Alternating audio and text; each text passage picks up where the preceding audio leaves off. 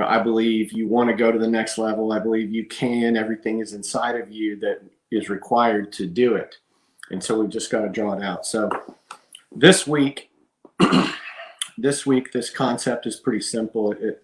This might be a short training today, but this is really where everything begins. And it is probably the most, I believe, important thing when it comes to your success and you going to the next level.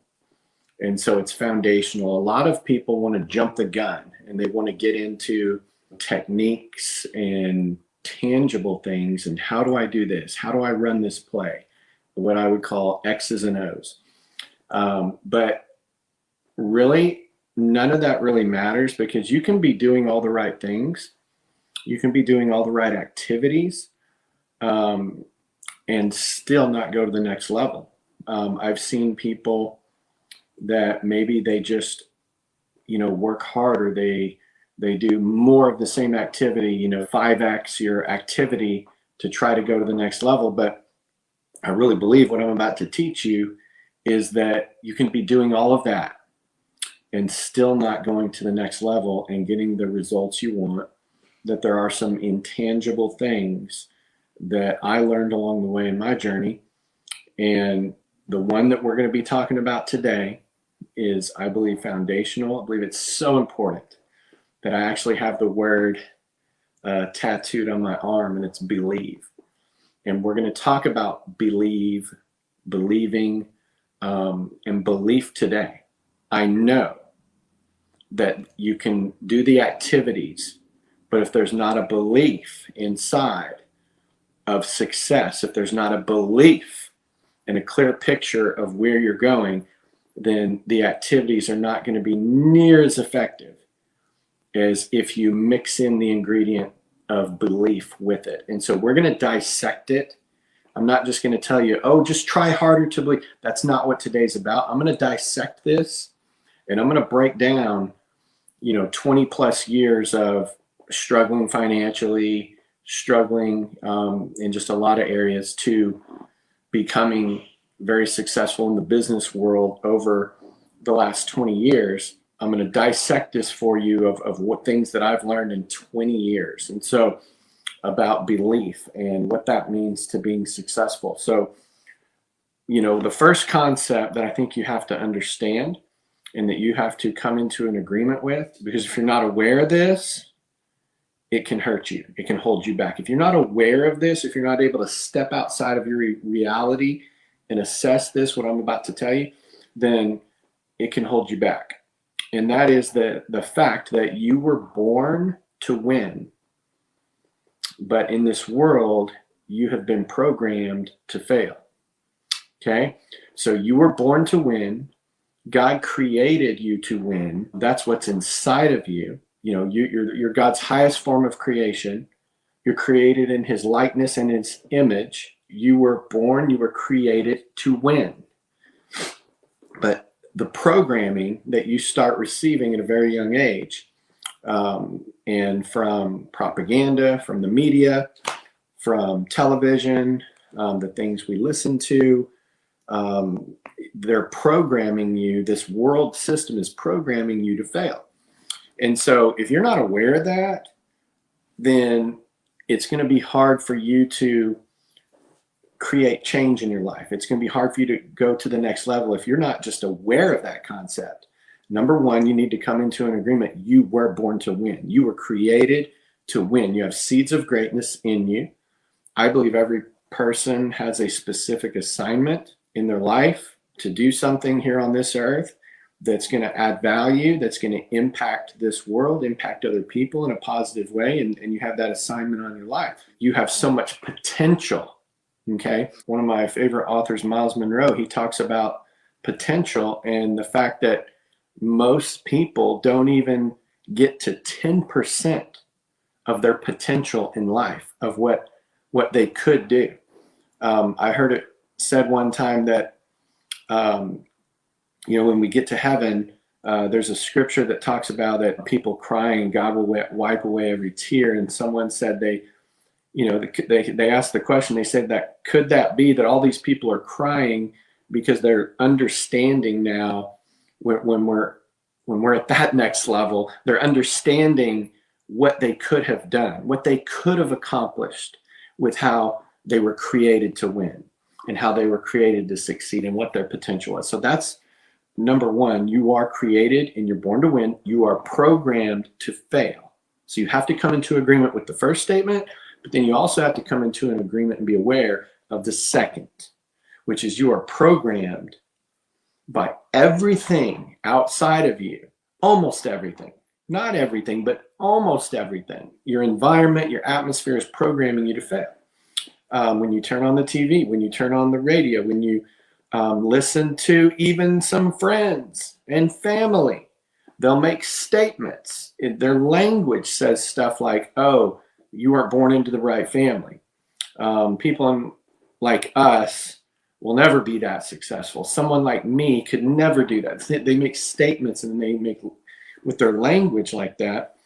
And so it's very easy to recognize. It's easy to recognize in the media that the programming is for you to fail. Think about the media for just 1 second. Let's talk about this. So, I asked my wife this one day. I said, we were flipping through the channels one night. We were like, we rarely watch TV, but sometimes we'll, my wife and I late at night decompress. We'll turn on the TV if we've had just something mind numbing for 20 minutes to decompress the day.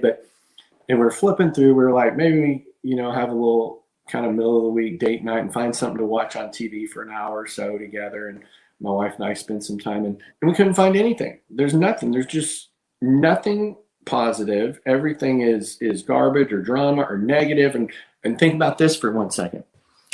Why is it that, all of the news stations get the biggest ratings when they report negativity? Because the human nature is drawn to that. It's drawn. And so they're programming you for failure. I said this, where's the news channel that's the good news? That's you turn it on and they're just, everything's positive and they're telling you everything great that's going on in the world. Does it exist? So think about this for a minute. Everything out there is designed to be counteractive to you winning. So you have to recognize that even sometimes close family or friends could be programming you. And when I talk about programming, I'm talking about your subconscious mind. And something that I'm going to get to here in a minute, which is it starts to become written on your heart. And so, and what's in your heart, because you can sit here and try to believe all day long. Oh, I want to believe, I'm going to try to believe for success. And you can say this or say that, but what you really believe is what's in your heart. And so we're going to talk about solutions today. And I'm going to teach you some things that I've learned. Number one, never forget this, the subconscious mind believes whatever you tell it. Okay. And so when you tell your subconscious mind something over and over and over and over, it believes it. Okay. It could be true, it could be false, it doesn't matter. It believes whatever you tell it. And so you got to be careful what you're saying. Okay. You got to be careful what you're thinking, and because those things become written on your heart. And in fact, I have a model. It's really these three things. It's the mind, okay, the heart, and the mouth.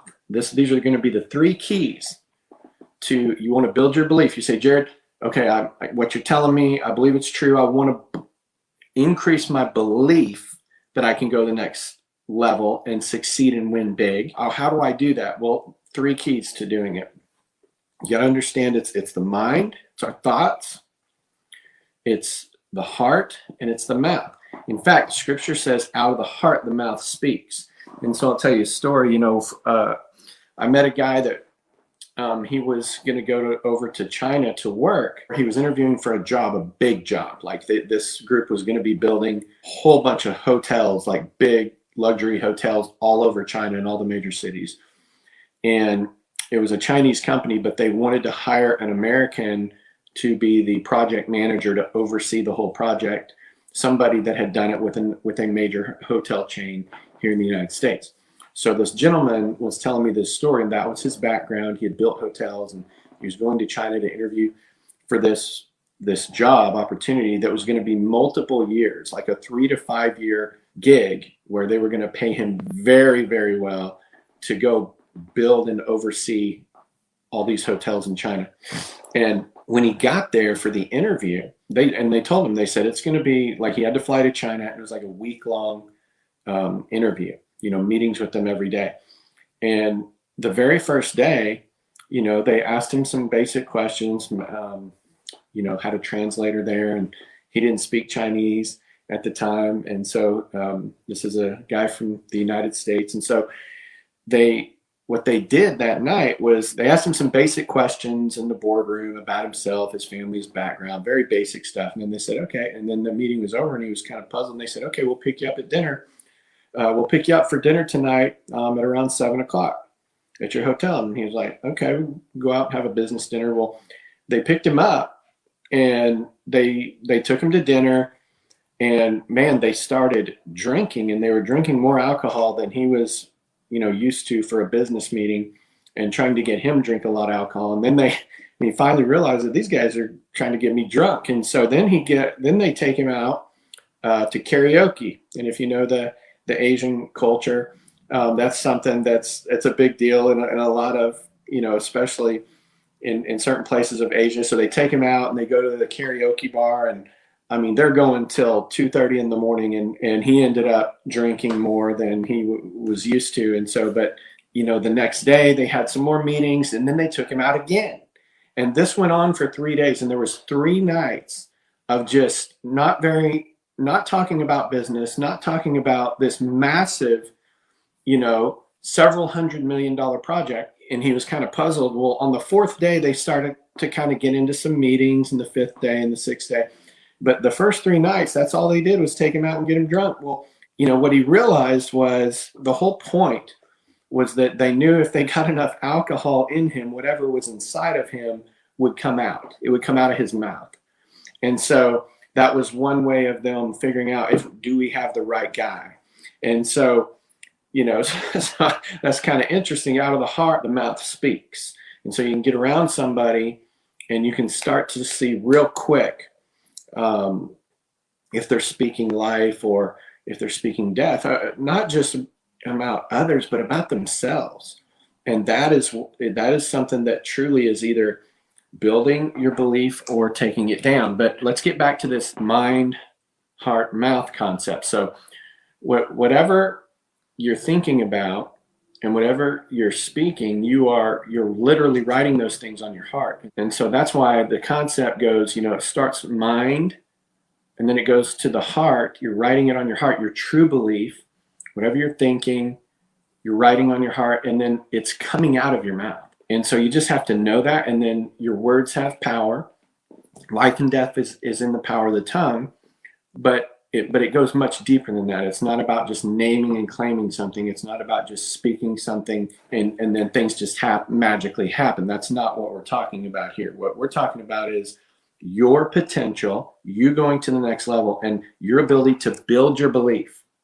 And how do we do that? You do it with your mind and your heart and your mouth. But see, the mouth is not just where the fruit comes out of what your real belief is and what's written on your heart. You can actually, because people are saying, well, how do I change it? How do I change things? How do I want to change that? Here's how. It actually goes in a circle. Okay, that's why if I had a whiteboard, I could draw this model for you of mind, heart, mouth, because then it just comes right back around to mind, heart, mouth, because whatever you're speaking, okay, it's a cycle, and it's either a downward spiral or it's an upward spiral. You get to choose. It's whatever is speaking and coming out of your mouth is actually what you begin to think on, okay? Because you can't sit here and speak and talk about things and be thinking about something completely in disagreement with that. You can't be sitting here speaking faith, speaking positive, speaking winning words, positive things about yourself, expectations. You can't be speaking all that and be thinking in something that's totally different at the same time. Now you could go back and forth, okay? So, but out of the mouth, the heart speaks, but you get to actually choose your words, and then you begin to think on those things and you start to write it on your heart. And that's what part of the concept that I'll get into later in coming weeks is in brainwashing yourself for success. And people may not think this is a big deal, but it is, I'm telling you, it is everything. It starts right here. It starts right here.